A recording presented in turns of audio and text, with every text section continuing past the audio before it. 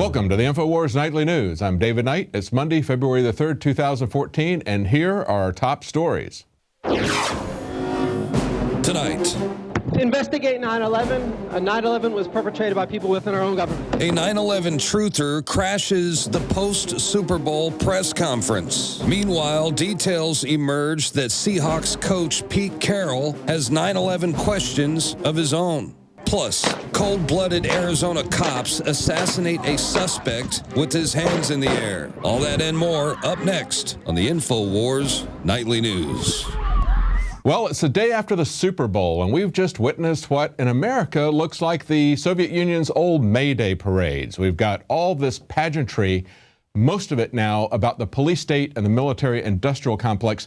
And over the weekend, agencies like Fox News were just ecstatic about it, reporting breathlessly in admiration about the police state that was coming out. They said TSA agents demonstrate how dogs can sniff out many types of explosions. Now, these are a couple of dozen canines that they train at $200,000 apiece. So you're talking about $5 million worth of dogs here, but they've also added 200 screeners at Newark. And of course, these untrusty fans will only be allowed to carry small clutch bags or purses no bigger than 6.5 by 4.5 inches in a clear plastic bag, about as big as a freezer storage bag. That's the NFL's policy. You know, you got to keep an eye on all those untrustworthy Americans, because if they don't have a uniform, you can't trust them, just like in a dictatorship. But they also talk about how they had a 24-hour FBI command center, and they've got radiation detectors, and of course, surveillance cameras everywhere. Now, we had also reported on this last week.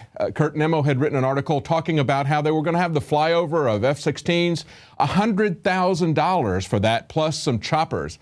Just nothing but a Pentagon PR campaign. But of course, the Pentagon says, oh, that was requested by the NFL. It's very hard to tell where the NFL billionaires stop and the military begins. It's becoming increasingly more and more difficult. But, you know, what could go wrong with all of that security everywhere? Well, we had an inkling on Sunday morning. CBS goes by and takes a look at this vaunted security system, again, doing another dog and pony show, the mainstream media building up the police state for them. And look at what happens. They get a screenshot of the Wi-Fi password for the security center for the Super Bowl. Oops. And guess what? Look at their password. Welcome here. Of course, they are a little bit clever about that. They put the 3s backwards, but I don't think you even need the NSA to crack that password. Now, the guy who wrote about this on Yahoo Sports says, well, it's a small error, but if that's the biggest snafu of the Super Bowl, then the security staff did their job. Well, it got a lot worse than that, because after the game was over, we had a lone wolf journalist drop a video bomb on the Super Bowl. Alex talked to him on the radio show today, and we have an interview with him on the Nightly News, so stay tuned. He's going to tell us how he got through that vaunted security system. Now, the most important thing that we take away from this is the same information we should have taken away from the TSA revelations last week. If you remember, Paul Joseph Watson had an article about the blog of a former TSA agent. And one of the things that really stuck out about this, of course, besides the waste of the money and the fact that it's nothing but security theater, is that they were very much aware of John Corbett's video demonstrating that their machines didn't work at all if you have weapons on your side. They're very much aware of John Corbett. They're very much aware of his lawsuit. When he had a lawsuit that resulted in the discovery process, the government posted up the unredacted version as well as the redacted version on pacer.gov, where they list all lawsuits. And they showed that the TSA's own internal documents admitted that there was no threat against either airports or airplanes. They subsequently put a gag on him, even though they were the ones who posted it. So we know there's no real security threat, and they know that there's no real security threat, but that doesn't stop them from doing it. As Kurt Nimmo pointed out today on InfoWars, he said the threat is really an all-encompassing police state and a control grid. You see, the NSA, the TSA, the Homeland Security, all these Viper teams, what they're really doing is terrorizing and robbing American citizens. They're terrorizing us, and they're robbing us of our money as well as our rights.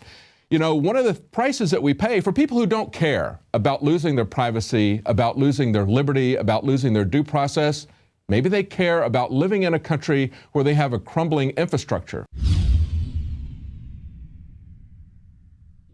Symbols are powerful, and the globalists have hijacked the symbols of America. They've turned them into their own symbols. Well, we are restoring the idea of the true republic, not the counterfeit globalist empire, by promoting the icon George Washington and others. That's why we're rolling out an 100% made in America line of incredible pro-liberty apparel. We are repopularizing liberty.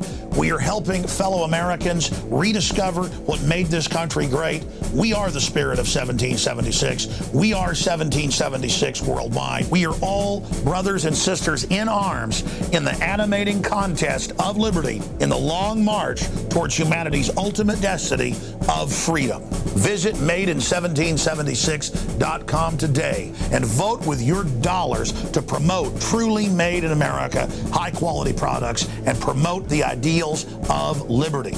See the rest of the nightly news at our sister YouTube channel, The Info Warrior, or become a member of PrisonPlanet.tv and help us take the message of freedom and liberty to the next level. Thanks for watching, and please subscribe to this channel.